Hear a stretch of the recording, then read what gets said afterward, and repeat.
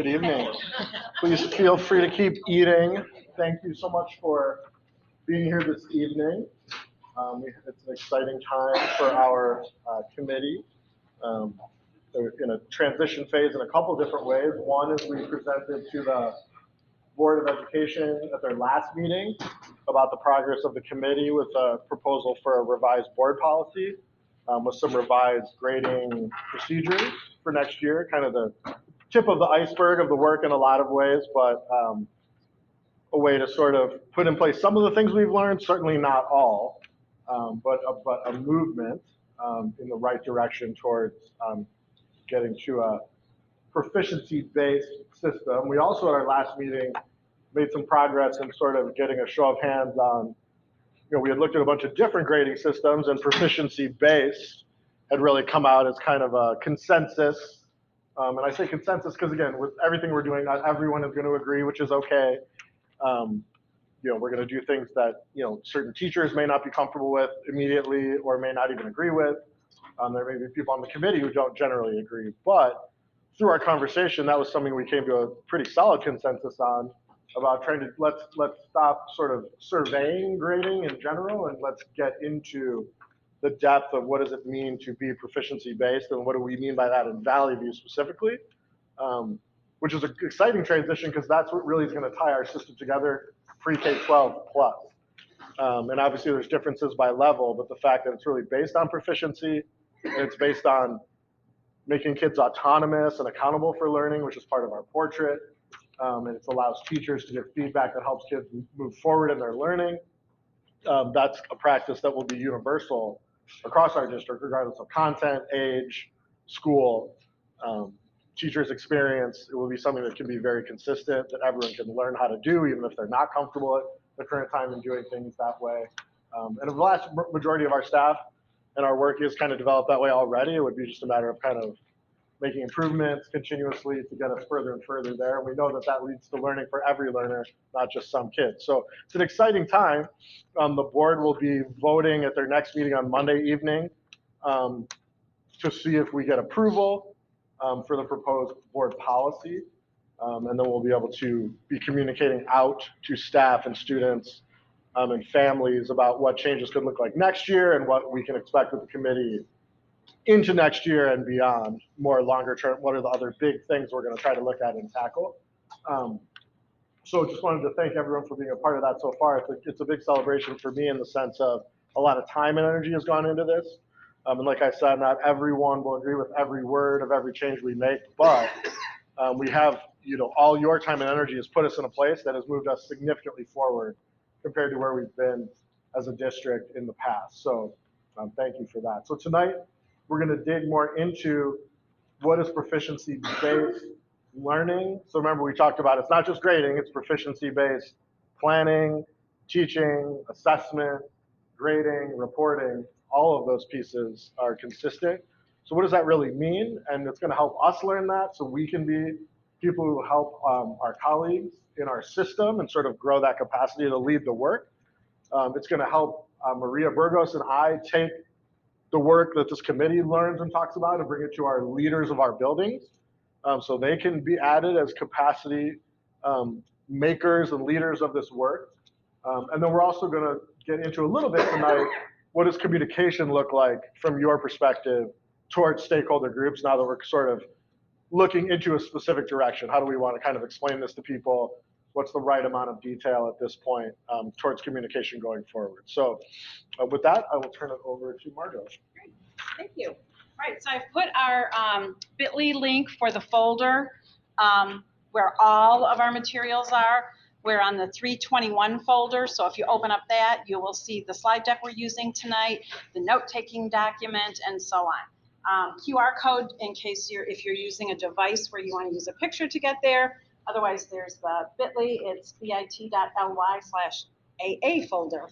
And then you'll go to the 321 folder within there. So I want to come back here to just a reminder of our norms. And again, we're making decisions based on research, not just our own experiences or beliefs. Forward particularly in sharing out some of the work that we're doing. Someone saying, I don't believe in giving our students 45% when they didn't turn anything in. It doesn't really matter if that's not what they believe, because that's what that practice tells us that we should do. That zeros don't do what you think they do. So that's the kind of thing that we're talking about. And then we're also looking at things like asking questions, being vulnerable, taking risks, and so on. And then here's our agenda for today. So we've only got 3 things on the agenda, so we're going to spend time really looking at proficiency-based grading in a couple of different ways. Then just a reminder of our non-negotiables that we identified from last year and really refined for this year. This is what we really need to make sure that our system puts in place. And again, as Adam said, this is just a reminder that this is an entire system.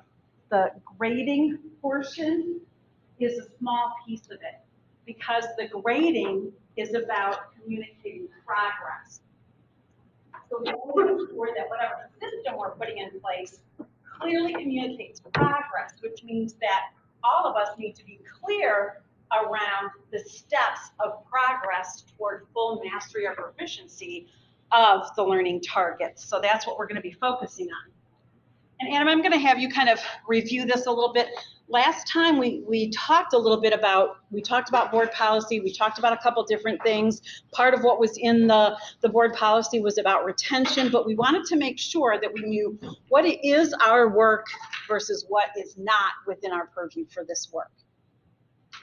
Yeah, I think a big part of this would be we've reflected as sort of leading the committee and really thought about, from feedback that some of the committee members have given us about things that are important for us to be clear on as leaders of the committee. And one realization from the feedback, I think, is we definitely could have been clear on exactly how the committee will make decisions. Is the committee actually writing the new board policy and procedures, or is the committee giving voice into those things? Which matters, because that matters as a committee member. What am I accountable for? Am I an author of this? Do I have to go back to my building and everyone's gonna be like, you were on the committee, you chose this? And so we're communicating out to staff, try to make that a little bit clearer, just transparently, that not every member of the committee agrees with every decision that's being made, of course. But probably could have been clearer with you for that. So just wanted to be transparent about that. And trying to be really transparent and communicating out to all staff that as a member of the committee, you're giving voice to this, and we're looking to reach consensus in certain places, but that you are not accountable to the decisions being made.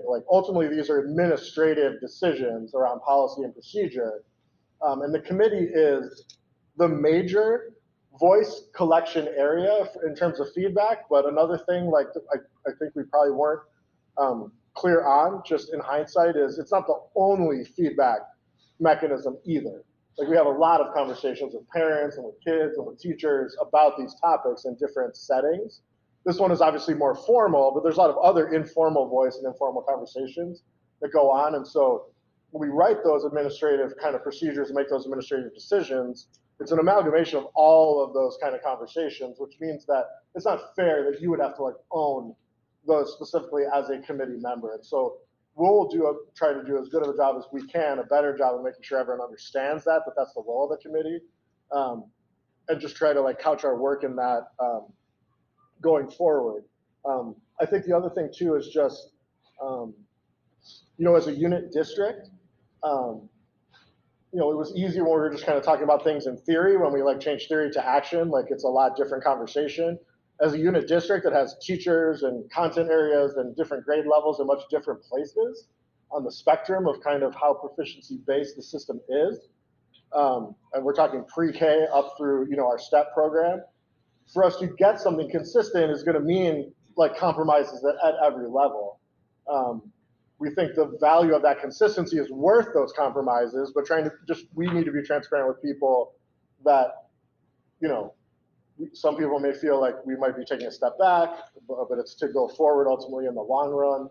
And we just didn't want to put you in a position that's uncomfortable. So any feedback you have around those, some people shared it directly, but if that kind of resonates with you, or even if it didn't, but now it kind of does, please feel free to reach out to us, Maria or myself, just along the lines of, your role as a committee member, do you feel comfortable? Did anything make you feel uncomfortable? Is there anything we can do, that puts you in a position to be successful and be treated fairly in the process? Because the last thing we want to do is to have people volunteer for these things, then it turns out to be a negative experience for people who have spent their time on the committee. So with that, I know Margot has a couple other things to add. I think one thing to add to this that's not on here necessarily is each committee member doesn't necessarily own the work, but is possibly a communicator of that work where you feel comfortable. We're not going to put you in a situation or just expect you to lead it. But at some point, it's our role to make sure everyone on the committee does feel comfortable, at least dialoguing about the process or about the decisions with people. Not that you personally own the decision, but this is, I can bring the voice of what happened to the committee. And that's where I think we're kind of shifting the conversation to. We really want to start talking about, I'll give an example. There's a Google form that some teachers are filling out questions about the procedures that were announced after the board meeting. And there were 16 questions submitted out of, however many hundred, staff members there are. So it's about kind of what you would expect, right? A vast majority of people are pretty comfortable, maybe aren't ecstatic that things are changing, but are at least comfortable with it or open to hearing about it. There's any change, there's a small number of people that are resistant, which is absolutely expected. If we had no resistance, it would probably mean we're not changing anything, right? And so that's where I think we have to think about people's voice being valued, but that we're not always going to necessarily, just because someone's not comfortable, doesn't mean we're not going to change our system in a positive direction because a smaller amount of people aren't comfortable with it. But we owe those people an explanation and a dialogue because their voice is valid, right? We're not saying we're not going to stop our process because you disagree, but we also can't just ignore them because the process is moving forward without them. That's not fair to them, nor does it help the kids that they're going to be serving either. So our goal would be that we're all comfortable and in a place where we can at least have the dialogue, hear that voice, bring it back here, so that universally we can sort of address those messages, whether it's with students, not understanding parents, members of the board, things like that, people that we need to make sure we're being really transparent with. Was there an expectation to share the board minute information with staff? Because I don't know how many people watch the board minute. We can touch base. So I don't know if BHS staff received the information. I know RHS staff did. There was Jason should be sending that out to all staff. There's a draft I put together, okay, so everyone will get the same thing. But let's talk. Okay. I know for our department, we informed our department that this was about the board meeting and that it, that some of our department members watched it and had a conversation the next day. And then I just shared recently the summary of survey results that I shared that with the department as well. I'll speak to, for our department, we're talking about communication a little bit. I think the biggest thing that we've heard, and sort of follow along with this, the biggest thing we heard was, while they are, my department's kind of all over the place, but there were areas that they really liked, but there were areas, especially when it comes to the missing word being 45, that there'll need to be some further conversation on moving forward, open to the conversation, further conversation. I feel that what I heard the most from my department is they felt like they received the survey that we handed out at the department meeting. They completed the survey, and then the next week there was this board meeting, and these were our proposals. And they felt that there was a missing piece in that communication link where they would have liked to have been able to have been told what the survey results were, maybe have a more open dialogue, an open forum with the committee, whether we went into the schools and had a further conversation, so that they can sort of once again either voice their agreement or voice some of their concerns. And then the board policy was proposed to the board. So to me, that was the biggest thing we had heard, quite quick, from our department, because they just felt there was this missing piece in the communication chain. And so I would say moving forward, that's what we learned from this experience. And moving forward as a committee is just really making sure that we are constant communication with our department and our building, that give our departments and buildings some time to process and have conversation and discuss before we present them maybe the next piece of this whole process to the district or the board or whoever. So that was our biggest takeaway. Yeah, and I would say it helped reinforce for many that things are preordained, despite what their voice might be. Whether that's true or not. Whether true or not. Yeah. Well, so like, and here's a piece to be like very transparent about, like, some of it is. So like, in the video, like the original video that like I recorded, that staff watched, like, I think we can be transparent about this, like, there is not a majority of high school staff that want us to raise 0 to 45. Like, but that's also like, we're not surveying people to take the majority opinion and that's our policy either. Like, that's not how systematic change works. Otherwise you would never change anything, because a majority of people aren't going to necessarily want that. So to make things like consistent with middle school, so like that's where to like share that document, to like be transparent, like the majority of high school staff don't want that, right? But based on, that's like where like the leadership part for us comes in, is like, we're making that change anyway, because it just, what we do now, we know, I mean, empirically, we can see it not working with kids right now. Like, it's not like we have a blank slate. Like, we do it now, and it literally doesn't work. Like, the evidence slaps us in the face on a daily basis. So, like, we're gonna make that change. And I think, and I hear the feedback in terms of the timing of it. The thing I just want to make sure we're really being transparent with people about is like, things are, in terms of like what we're going to do that's best for kids, like that is going to be like preordained. Like their voice is not, it's not going to be every teacher gives their individual voice and we make like a consensus decision on that. Like that, we've never made a district change that way. Like that's completely unrealistic. So I feel like we've been trying to be transparent since the beginning, and we've shared information like weekly updates, monthly updates, went to admin to share with their staff. Like we've been saying, come join our committee, come join our committee. I know I've reached out to several people, like we're meeting all the time. Like I don't know how I see the perspective of the timeline, but the timeline's been going on for over a year and a half. I don't think I would agree with you there, Christina. There may be conversations that have been occurring in this committee and more on the admin level. The first communication that anybody in the district saw about what the work was being done was in January. So that was the first time that you had really clear communication about what was occurring and what was going on. And I brought it to everyone's attention, like, hey, we better start paying attention to these changes that they're talking about. Just be careful with that, but I think you're about to say something that I did appreciate, and it's the conversation. You can send videos, you can send links, you can send elaborate emails.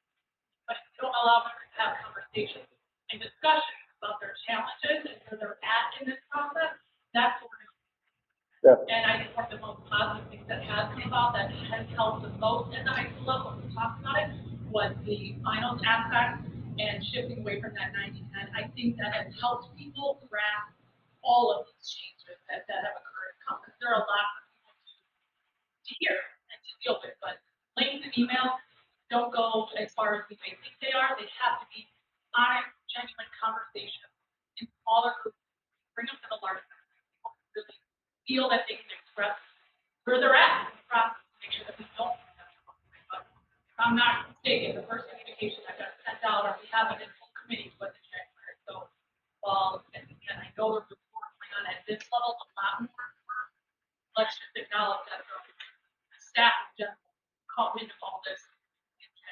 yeah, and from like a what are we working on and what's on the table, and like I do want to like honor like what Beth and Quinn have been doing is a perfect example of like the type of leadership that like will make this possible. Like they've given staff opportunities to debrief, and like that feedback is huge, because like we want to put you in a position to be successful, having enough time to let people process, and if like the timeline getting condensed like interrupted that process, like that doesn't put you in a position to like be successful leading the work. So like I appreciate that feedback, that we need to make sure we're like equipping leaders with the time frame to process. And to me, there was that acknowledgement that they don't agree, and then the statement, but here's research why.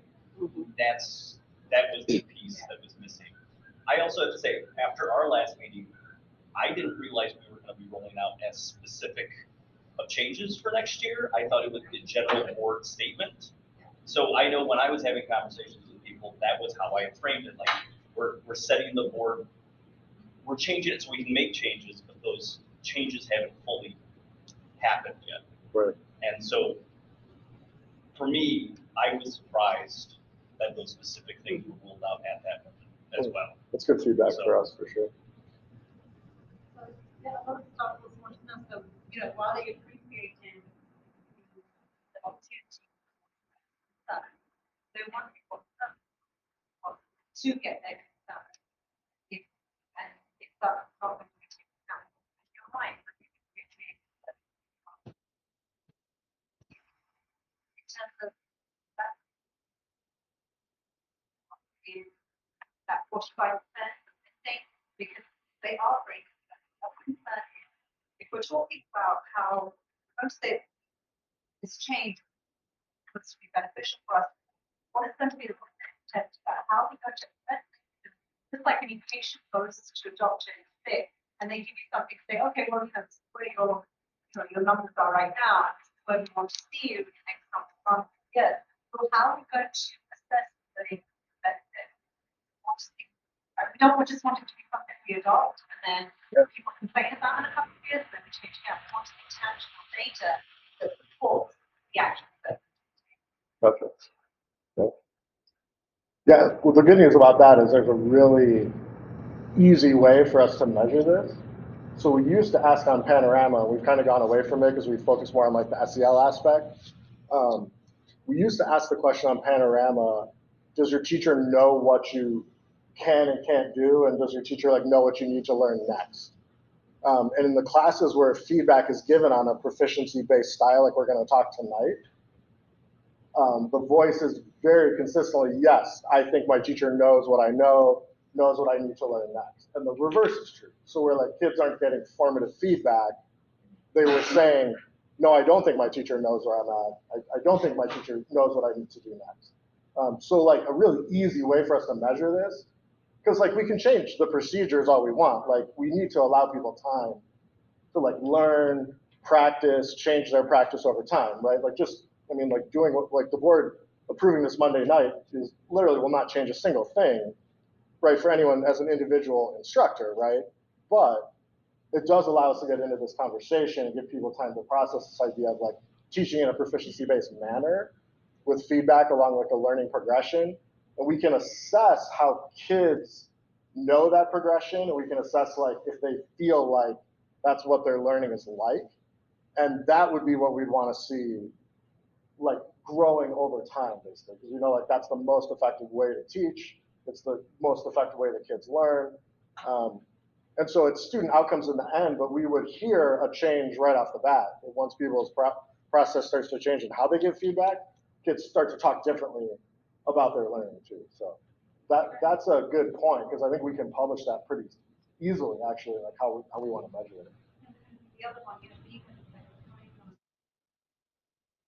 we want to know about what student outcomes are going to be post-secondary. Are these practices going to help us as they go into college, or are they going to start moving into it? They're already done with the student thinking program, which is a functional experience that we take, which is not the case. So they understand that is the fact that we're going to now say 45% in, and a student is no longer really going to be accountable. That all right, well, even if I don't do anything, we get 55. How is that going to help?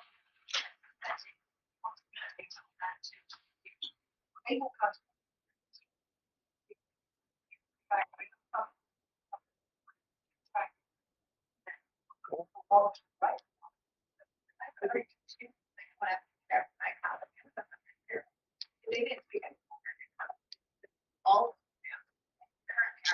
now, but our go back and forth. But I also think it's right for somebody who's doing something wrong. You want to prepare the student no matter what, prepare them no matter what, thrive whatever. remind us also that like the kids are coming from middle school already with this experience. So it's not gonna be as much of a change. It's not gonna be a change for the students, the incoming students to the high school. It's gonna be a change for the educators. Kids are already used to not getting zeros for those assignments and working with those proficiency skills.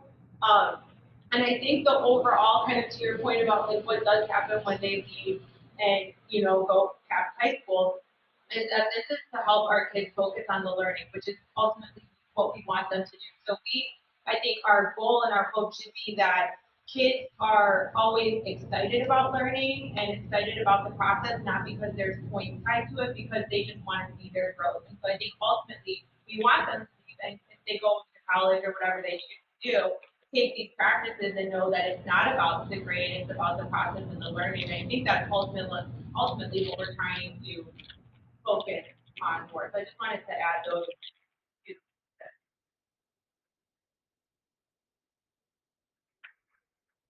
And this really is like at the root of where we're going next with like the proficiency-based learning, right? So like one of the big like communication points, and we'll kind of sprinkle these in, and we'll talk about it like at the end of tonight, is like we really, really, really, and I know there's a lot of people in this place, and I want to honor that, but we really like the question of, so I'm giving someone credit even if they didn't, like I'm giving them 45 points if they only got 40 points or 30 points, like is a very like, it's transactional, it's not about their learning, it's a very adult-centered topic. Like the question we want people asking, and that's like will be evidence that this is moving in the right way, is like, if a kid gets a 30, not what do I put in my grade book, what do I do next in class so that they learn? Like, and like that will be where our system turns to like learning will improve. So like we can make all the tweaks we want around the edges of the percentage scale, and like as long as we live in an 100-point scale, there's always going to be calculations. It's always going to be transactional. So I mean, we're tweaking around the edges of that, and there's really good questions and like critiques and concerns around those tweaks. But the point of making those tweaks was to hopefully get us past this idea of like you earn points. Like that's not how kids don't learn that way. Nor do we. You can't teach kids more points. Like that's never going to get kids to learn more who currently don't learn as well. So we're trying to make tweaks around the edges to like give us an entry point into like a much different conversation. And like as leaders, not necessarily as committee members, but as leaders, our job is to like give people enough time to ask those questions, process, to be able to make that transition to thinking about like, what do I do as a teacher in the teaching and learning space? Not how do I use my, like the grade book doesn't cause kids to learn.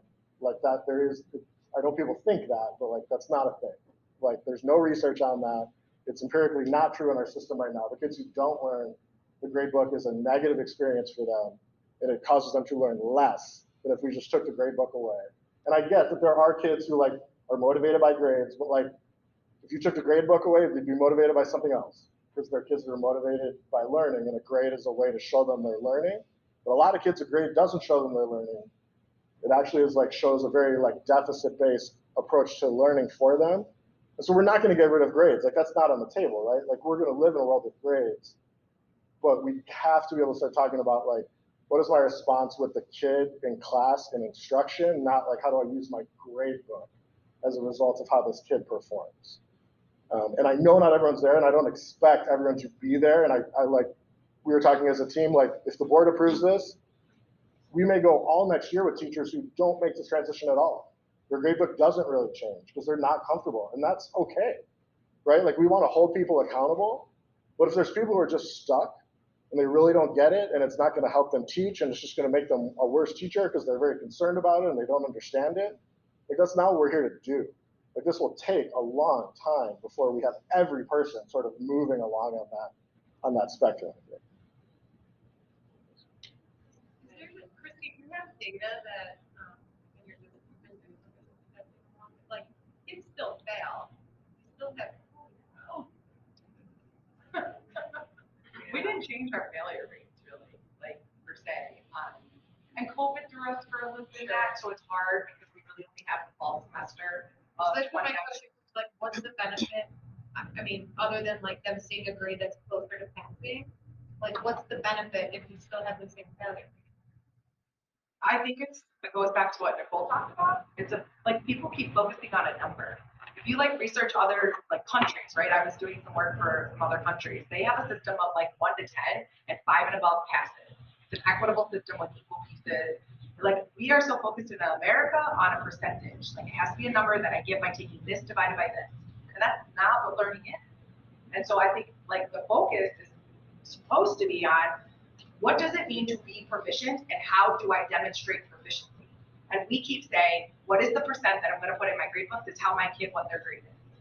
And so until we can work collectively to fix why are we in school? What is the purpose? What are we trying to do to progress kids through Valley View School District? Like then we're asking what question do we want to answer? How to grade or how to talk about learning? Go ahead. If that's the case, why aren't we doing it 0 to 4? So like, if I had like a magic wand, I know some people think like it was a magic wand based decision, ironically, but like, that would be my choice, 100%. And like, we have middle school educators who are kind of there, who already run their grade book that way. When I was a 5th grade teacher, I ran my grade book that way, even though it was I like, want to run my grade book that way. and you can. Like, there will be people who absolutely start to run it that way, because like, it begs that exact question. If we're going to have proficiency levels, why are we still calculating this out of 100? Why don't we just put it on a scale, right? That didn't answer the question. Why aren't we doing it? Well, because imagine the voice from not just our educators, but like our community in general. So we're going to get there eventually? I think it's on the table. I think it could take 5 or 6, 7 years, but I think that's the logical next step to go, personally. But And I think part of it will, right. oh, that's like what we're doing is, like Renee said, is a big change in people's minds. Like fundamentally is. What I like about it is it doesn't preclude you from doing that. So like if people want to move more forward in that progression, like incrementally, like you could run their grade book like that right now, the way campus works next year. Like, and that would be awesome. Like I would love to see it, because like that's how I did it, and I think it works really well. But for us to like change our scoring system to be not even on a 100-point scale, I think there's a lot more conversation that would have to happen before like parents would be comfortable with that. That's a pretty big change. But like, if it was you and me running a school district, like, yes, that would be how it would be, it sounds like. And I think that part of what we look at too is let's perhaps analyze classrooms who have done a 100-0 process and are really implementing an entire system that is proficiency based, right? And then we look at those that are not there yet. And instead of looking at their grades, we look at their performance on assessments like MAP or SAT or any of those kinds of things, and look and say, okay, did the students in these classrooms outperform the students in these classrooms, or vice versa? Because it's ultimately about student learning. And what we know is that when we do this the right way, we've got case after case after case that says, yes, the students learn more in that system. So we can look at it from within our system to say, oh, let's do it here and see if it's really true for our kids too. So you do your work the way you want to do it. We can look at your performance data. We look at somebody else who is squeaking past 80-20 and trying to get to 75, 25 or something like that. And we can look at ultimate outcomes. Now, that's not to shame or blame anybody. It's about saying, look, when we do this, it works better. That's kind of, the ultimate litmus test is not about are they passing more classes. It's are they learning more academic content.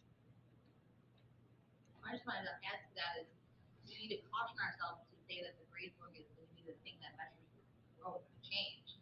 It's really the practice of it. It's what's happening in the classroom. The grade book reflects the actions, the learning, the teacher, the student, they're doing in the classroom. You could put any proficiency scale to any classroom, but if there's the mindset and the culture for that is not there, you're still going to yield similar results. So a failure rate's going to look the same if we're not using feedback, if we're not using proficiency scales, if kids aren't developing their own criteria, it's all going to look the same. The grade book doesn't matter at the end of the day. It's what happening in the classroom. And I think that's my point, is that our staff hasn't been trained, and so things aren't going to change. And that's going to be how we build out our 5 to 7 year plan, which is not about how are you going to use this new grade book. It's about how are you going to become a proficiency-based teacher? How are you going to build a proficiency-based classroom? And then the grade book follows. That's logistics. This is about, is your teaching and learning leading to better student outcomes? So that's the work. The grade book is the last piece. Just quickly, like Jackie, to your feedback too, like we absolutely, like, and I think this committee plays a big part in that, like what is the PD plan for this? But I do want to like draw some connections to like prior work that we've done in the district. So like, as you'll see, like when we go through more of this, like our staff has been like trained heavily multiple years prior to COVID and like the concepts we're going to talk about, like being standards-based, learning target and a learning intention for every lesson that's based on standards, breaking that out into success criteria that shows evidence of the student accomplishing that learning target, having progressions for the skills kids are supposed to learn, like throughout a unit or throughout a year or throughout high school or whatever it is. So it's not visible learning, but like learning intention, success criteria, and like Proficiency scales, proficiency rubrics, scales. progression. Sorry, learning progression. Sorry, so I'm good. Learning progressions. That's really all it is. So like, not everyone is in that place, and not everyone like fully got that trained, and not everyone's curriculum is written that way. And like, that's cool. Like that, people need time. Like, it would be unfair to like staff and trainers expect that to happen. There's a ton of prior knowledge that we're talking about leaning on that's not gonna feel like, and if it feels like completely out of left field, that's like, as leaders, we gotta talk about why does it feel like it's completely out of left field when we've been doing that work for years, and how do we like communicate what they learned before is similar to what they're gonna learn now. So let's go through the proficiency-based grading, teaching, learning, and grading systems and just talk about that. And then let's see what additional questions come up after we kind of look at these key elements of this. So, and I put in a couple of slides from our time together last month just as reminders that really what we're looking at is an evidence-based system, meaning that the students are showing evidence of their learning. And our goal is to get that learning at the appropriate level of rigor so that we're all teaching at the same level, so that we have the same level of expectations. And then we talked before about standards and competencies and the difference between that and then each of those pieces. So before we go into this, Belvedere High School, which is north of here, north of Rockford, I think it is, they recently went to a proficiency-based system for their high school, and they've shared a video. So I'm gonna play this video so that we can kind of get a sense of what they did and how they've shared this information with their community.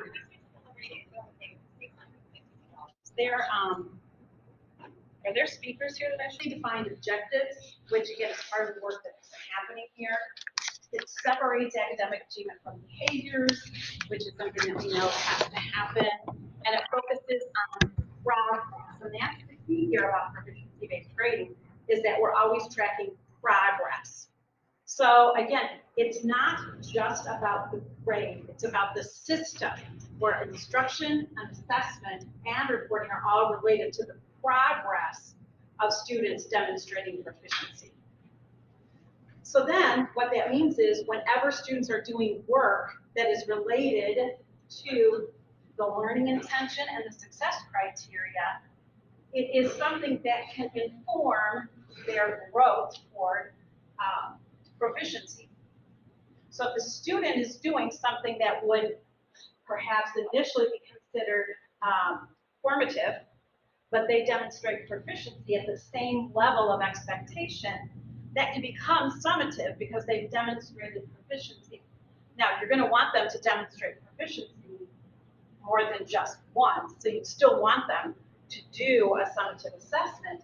But if you're looking for multiple measures toward mastery so that you feel confident with that, that's how you can potentially do that.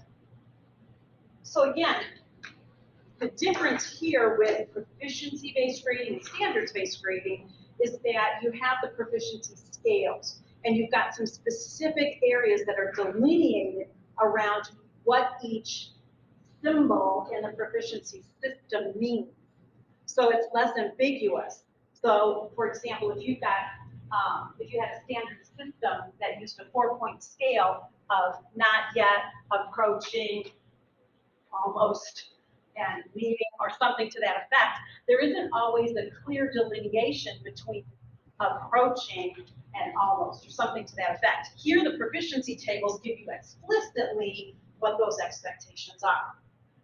Now, the other piece here in a pure proficiency-based system is that students don't progress until they've demonstrated proficiency in that area. Now, remember, we're looking at the key priority standards and learning targets.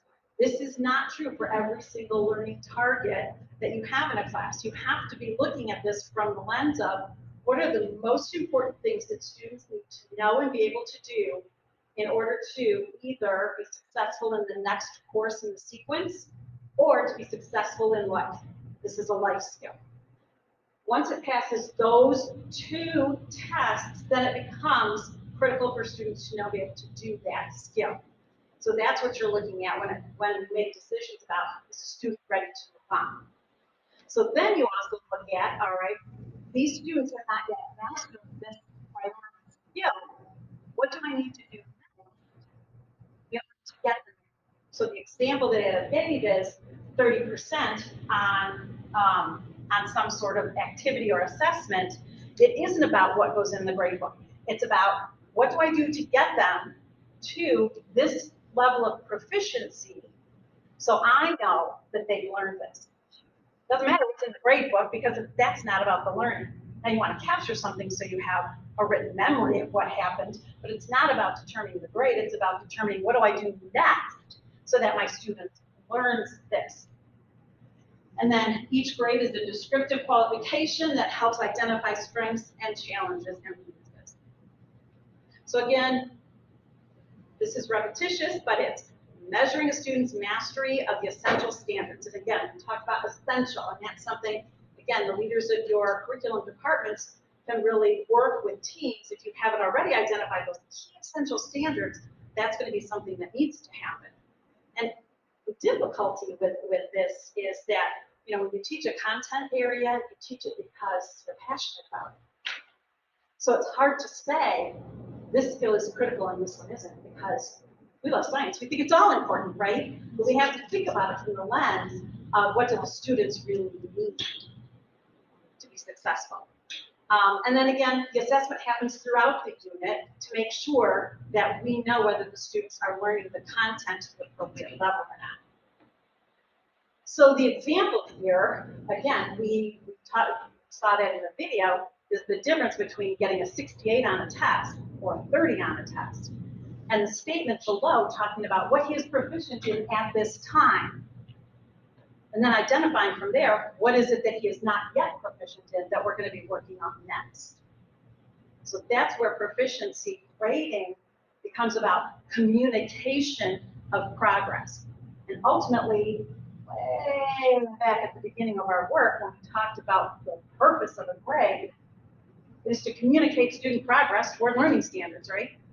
So this second piece does that better than a percentage does, or a letter, or a number. So that's where we move into proficiency-based grading with that. So again, we talk about this from the lens of all of the work that a student does is used to measure the student's mastery or proficiency of that content. Now, we have to remember that this is about the work that's related to that skill. Sometimes we see work in classrooms, and I'm not speaking about any classroom in this district because I've never been in one. Sometimes our kids are doing work that might not necessarily be related to the standard or the learning target. Sometimes that happens. That doesn't count toward proficiency because it's not related to the skill. So we have to make sure that we're clear on what the work is. The work that we use to determine mastery has to be something we can confirm was done independently by the student. So if the student takes something home and completes something at home, how confident are we that the student did it independently? Not always. And for some we are.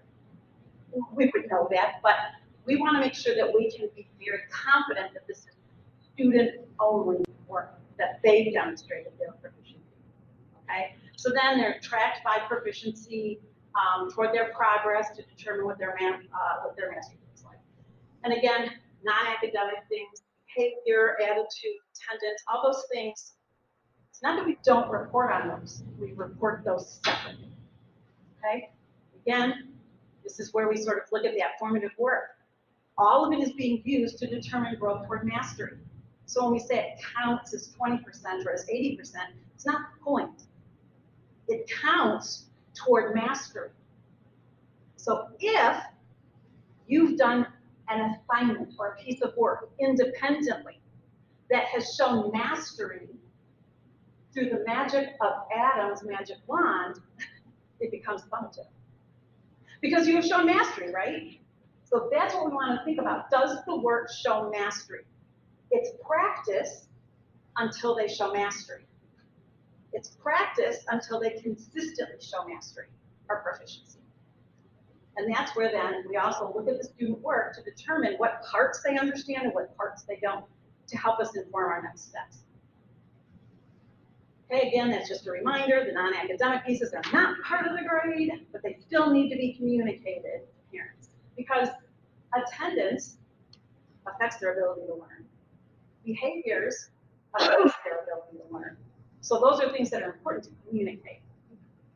So that said, we're going to have some exploring time. So at your tables, there's some links in here I'm going to have you look at to help you learn a little more about this, to answer what questions you might have, things like that.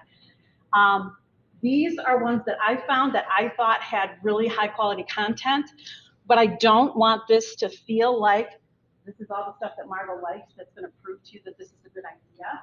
I want you to be able to go and look for things that make sense to you and things that might say, well, this is an issue that we have to consider. So it's not only these things to look at and consider.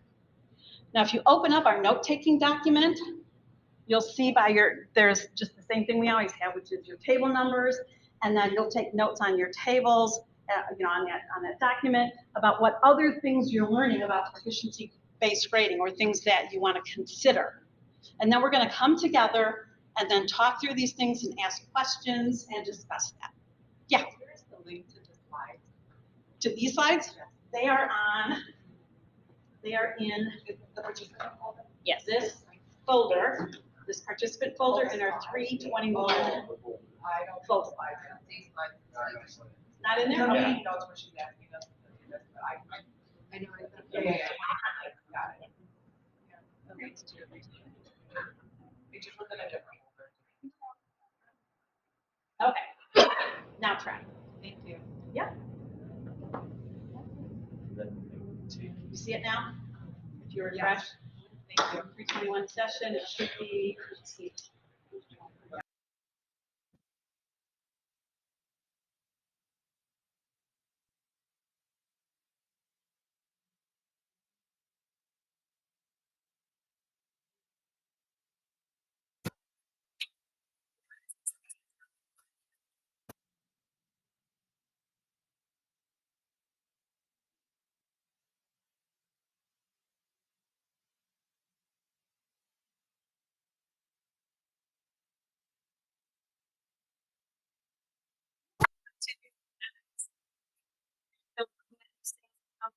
Still capturing your last thoughts in here.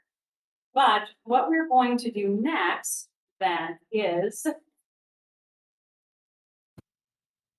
going to have us move around a bit, and then each group will have people that learned different things than other folks did.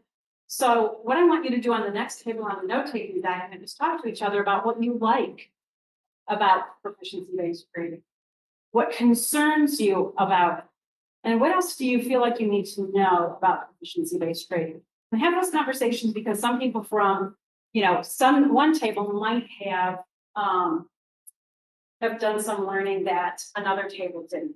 So we're gonna do a real fast count off. We're gonna count to 4. 1, 2, 3, 4. 1, 2, 3, 4. 1, 2, 3, 4. 1, 2, 3, 4. 1, 2, 3. All right. Find your groups. Are we going to the table first? Go to the, no, well, maybe that might make the most sense. Yeah. 1, 2, 3, 4. You should all know your numbers, hopefully. And then these 3 questions you're going to answer in the next document. About drafting a communication to your stakeholder group about the work that we're doing. And Adam, do you want to kind of clarify what the thinking is around? Yeah, so like when we did the mid-year communication that was talked about earlier, like this group drafting and voice was really crucial to that. And so maybe it's a really unique message depending on the stakeholder group. Taking notes that like Maria and I kind of build off of. Right. For like craft. So we'll take about 10 minutes. These things together. Yeah. Yep. Teachers, students, parents. Okay, so you guys work together on a communication plan for parents, teachers, and students.